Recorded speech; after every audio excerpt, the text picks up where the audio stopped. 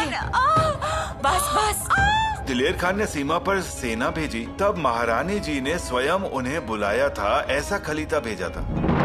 तो फिर क्या युवराज आए? महाराज जी हमें बताते हुए बहुत बुरा लग रहा है, लेकिन युवराज जी सेना लेकर नहीं आए।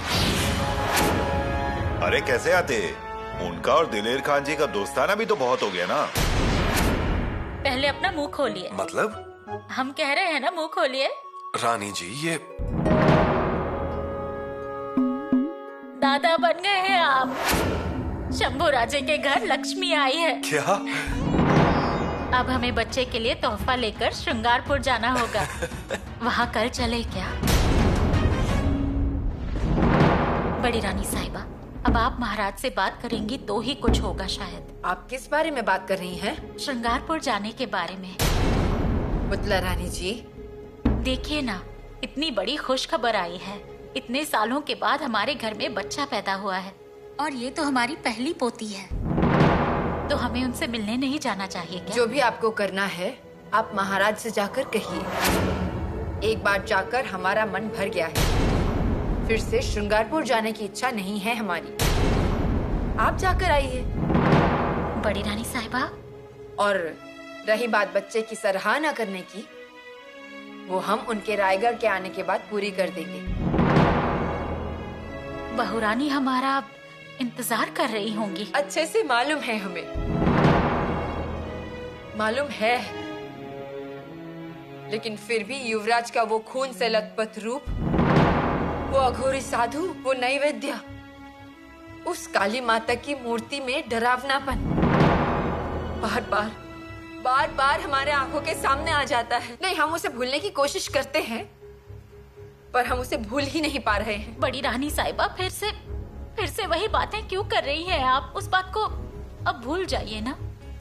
मान लिया कि ये सारी बातें हम भूल जाएंगे, परंतु कलश अभिषेक, पुतला रानी जी, ये बातें हमें बिल्कुल पसंद नहीं आई, और ना ही हम उसे भूल सकते हैं।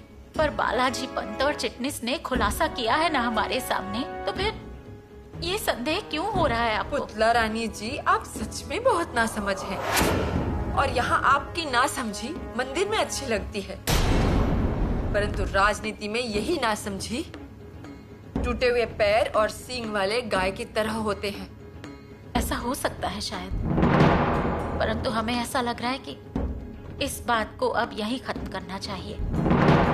रीति के अनुसार हमने बालंत विदा भेज दिया है।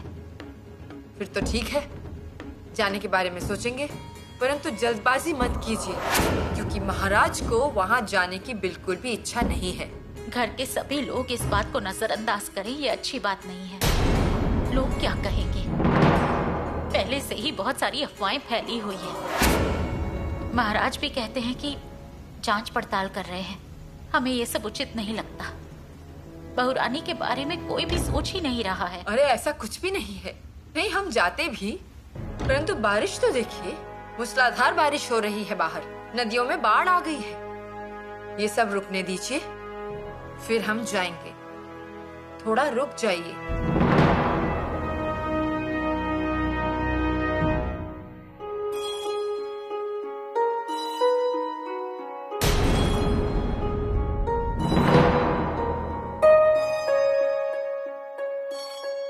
जाइए, ये धारा जी को देकर किले पर जाइए।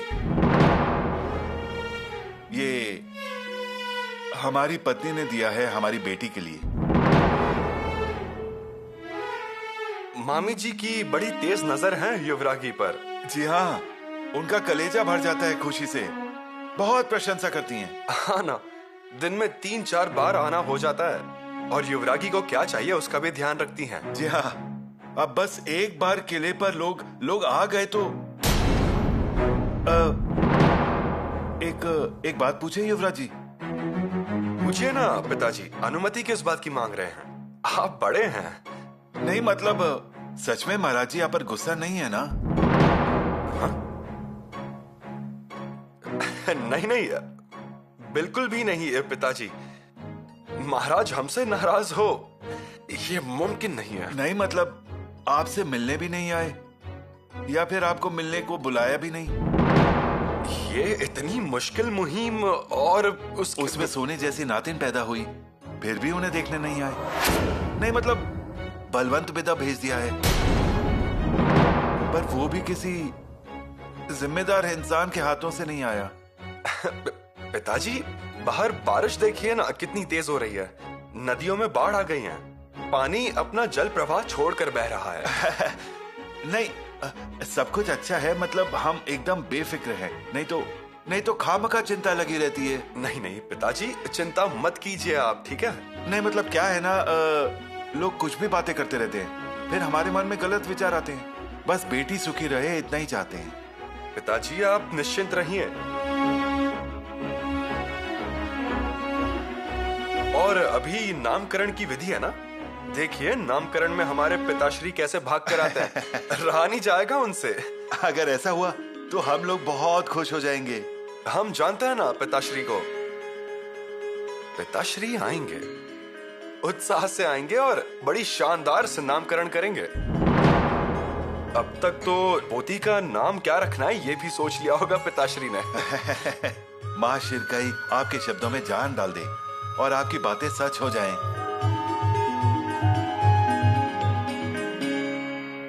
उस दिन सदर पर और भी लोग थे, उस वजह से गहराई में जाकर बात नहीं कर पाए। सचिव जी, अब हमें आपके पास से स्पष्ट रूप से जवाब चाहिए। उस दिन जब आप श्रृंगारपुर गए थे तब क्या हुआ था? क्या बताऊं महाराज? अभिषेक के जगह पर आपकी गर्दन पर तलवार रखी, वो भी युवराज ने। नहीं, हमारी गर्दन पे तलवार युवराज ने नहीं लगाई। हमें तलवारें लगाई उनके सुरक्षा रक्षकों ने। हमने आशीर्वाद दिया। महाराज, युवराज का मन सच में गंगा की तरह निर्मल है। बालाजी महाराज, हमारा कहा हुआ हर एक शब्द सच है। असल में कलशाभिषेक एक साधारण पूजा थी। शाक्त साधुओं ने युवराज का किया हुआ गौरव। युवराज ने शाक्त समुदाय के बारे में लोगों के मन की गलतफहमी दूर की, इसलिए साधुओं ने कृतज्ञता पूर्वक की हुई पूजा। उसमें हमें सत्ता की अभिलाषा नहीं दिखी, अपने पिता के विरुद्ध षड्यंत्र नहीं दिखा। महाराज, हमारी दृष्टि से युवराज का अर्थ संयम का पर्वत। हमने उनसे कहा, आप मंत्रियों की शिकायत क्यों नहीं करते महाराज से? उन्होंने कहा, पिताश्री जंग के मैदान में हैं, उनको अशांत नहीं करना है। वो वापस आएंगे तो हम इस बारे में उनसे चर्चा करेंगे। पंत,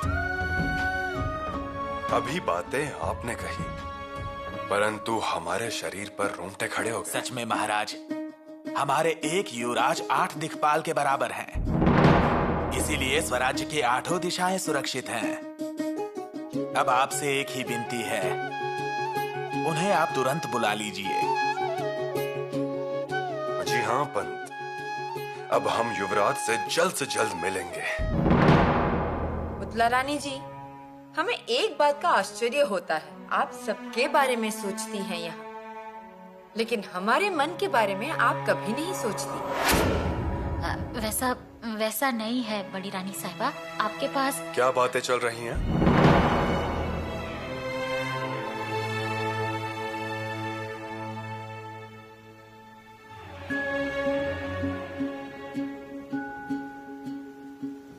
बातें नहीं करनी चाहिए क्या? आपके पास तो हमारे लिए कभी समय ही नहीं होता। ऐसा?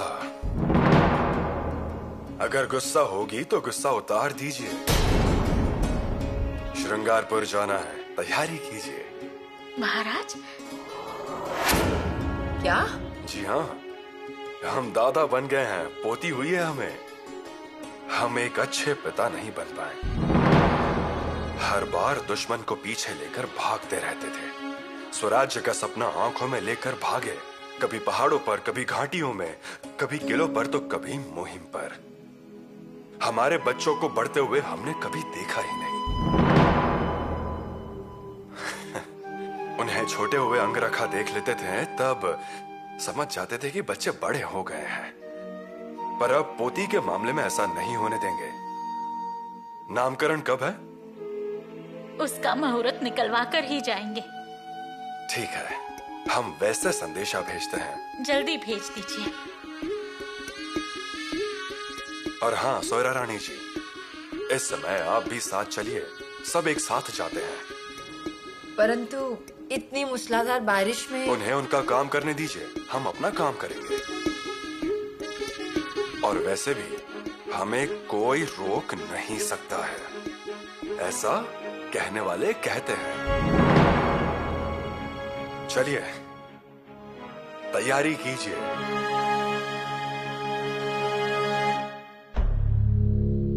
साथियों, आज मलखम खेलेंगे। मुझे लगा ही था, इसलिए रात को ही मलखांब में तिल का तेल लगा दिया। बस पहुंचते ही काम शुरू।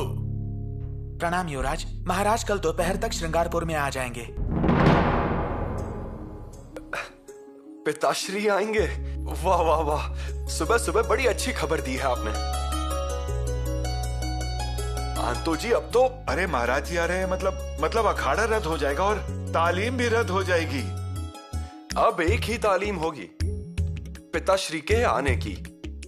साथियों, पिताश्री बहुत दिन के बाद श्रृंगारपुर आ रहे हैं, उनका स्वागत बड़े जोरों शोरों से होना चाहिए। आप बस हुक्म कीजिए। काम करने के लिए कुछ लोग ले जाइए, हमारे पास समय बहुत कम है। हाँ, आप बस हमें बता दीजिए युवराज जी, अगर आप साथ में रहेंगे तो 5 पांडवों की तरह एक रात में मंदिर खड़ा कर देंगे। साथियों, श्रृंगारपुर के हर एक घर पर तोरण लगा दीजिए। हाँ। खेमा जी से कहिए तोरण बनाना शुरू कर दे। हर एक घर पर घुड़ी खड़ी कर दीजिए, रंगोली निकालिए, हर जगह केशर कुमकुम बिछा दीजिए। जी युवराज। गांव की चौखट, मंदिर के कलश, सीढ़ियां धो लीजिए। आंतो जी, ये काम आपका। जी मालिक। ज्योतिया जी, प्रवेश द्वार से घर तक का पूरा रास्ता साफ कीजिए। जी हाँ। रायपा, आप लेज़म खेलने वाले पाठक को तैयार कीजिए। जी युवराज। हम स्वयं अखाड़ा और अश्वदल की ओर जाते हैं। पिताश्री अश्वदल देखकर खुश हो जाएंगे। कविराज को कहिए अश्वदल यहाँ ले आए। जी। हम ये खबर युवरागी को देकर आते हैं। पिताश्री आएंगे, याद रखिए कल नामकरण है। जी जी।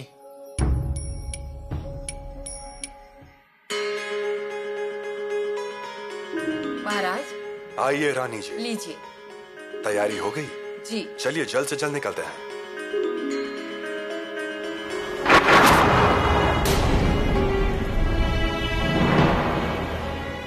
महाराज, अरे आपको तो बुखार आया है।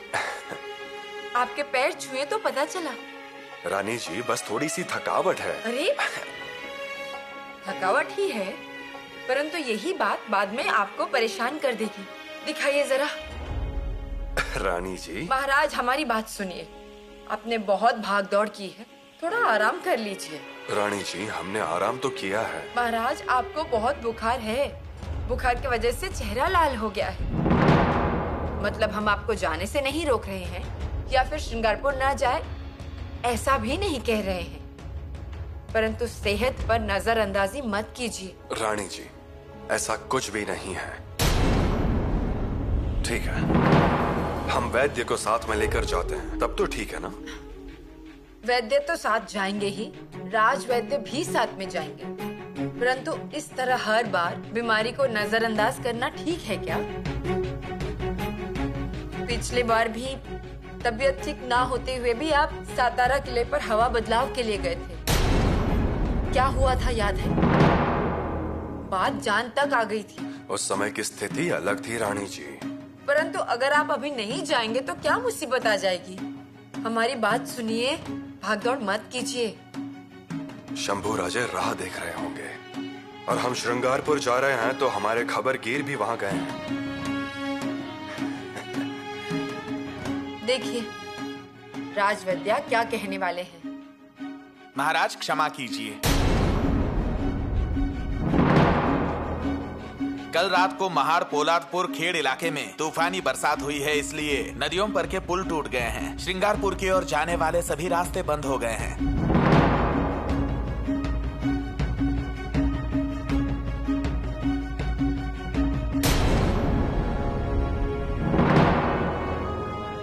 हमारी बात नहीं मान रहे, कोई बात नहीं, परंतु अब प्रकृति का तो सुन लीजिए।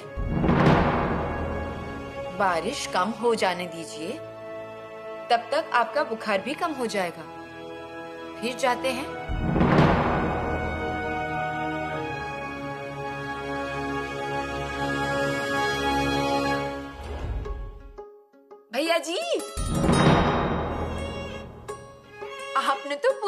की काया पलट दी है। देखा आपने? हाँ तो श्रृंगारपुर को बिल्कुल एक नई नवेली दुल्हन की तरह सजाया है। साफ सुथरे रास्ते, कहीं पर भी गंदगी नहीं। प्रवेश द्वार, मंदिर के कलश, सीढ़ियाँ भी धुली हुई है। सब कुछ साफ कर रहे हैं। घर घर गुड़ी खड़ी कर दी है, तोरण लगवा दिए हैं, रंगोली बना दी है। और तो और हमने इसके अलावा अश्वदल को भी तैयार रख दिया है। आपको पसंद आया? हाँ तो बहुत पसंद आया। रानू दीदी, पिताश्री आ रहे हैं।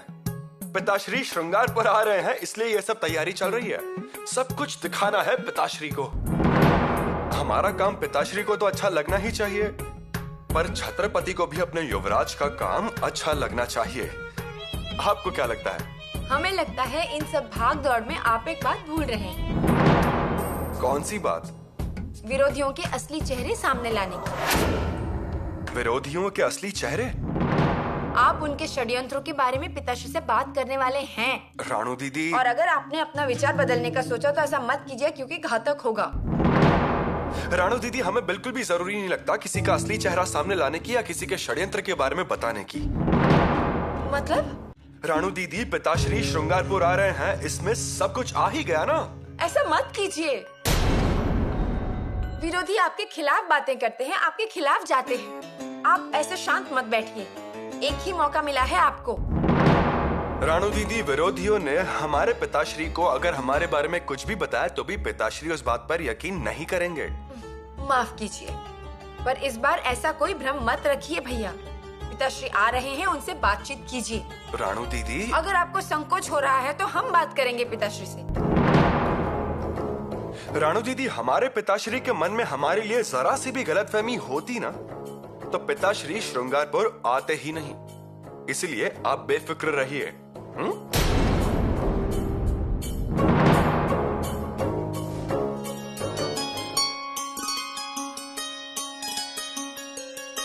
बहुरानी, आ जाइए, आ जाइए, चिंता मत कीजिए और ऐसे बच्चे को छोड़कर बाहर मत आइए।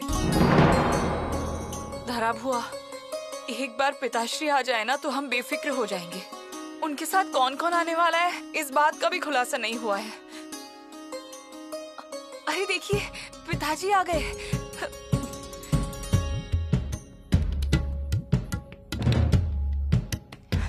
पिताश्री की कोई खबर मिली? नहीं, अभी तक तो कोई खबर नहीं आई। 2-4 गांव तो हम आज सुबह ही गए थे और फिर वहीं रुक गए। निगरानी पाठक को भी आगे भेजा, पर अभी तक महाराज जी की कोई खबर नहीं। हमने दोबारा भी जाकर देखा। मतलब महाराज जी का कैसा है ना, जिस रास्ते से आ रहे हैं ऐसा कह के उस रास्ते से आएंगे ऐसा नहीं है, इसलिए फिर से जाकर आए। अच्छा किया आपने। जी हाँ। अच्छा युवराज जी, महाराज जी का अभी तक कोई अता पता नहीं है।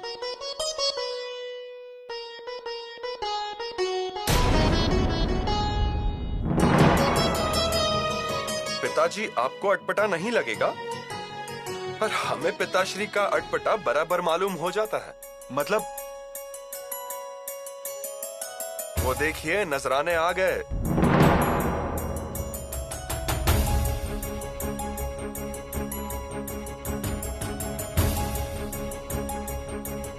नजराने?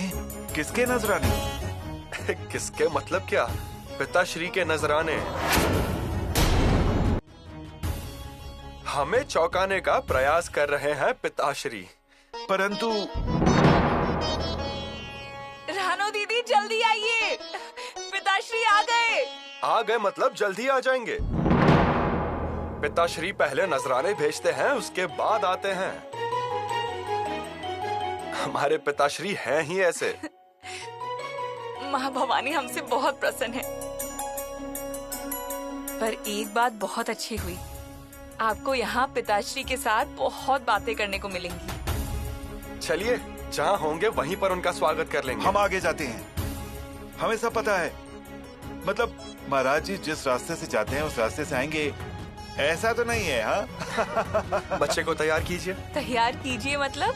सुबह से 2 बार तैयार कर चुके हैं, 2 बार काजल लगाया है। अभी लेकर आते हैं।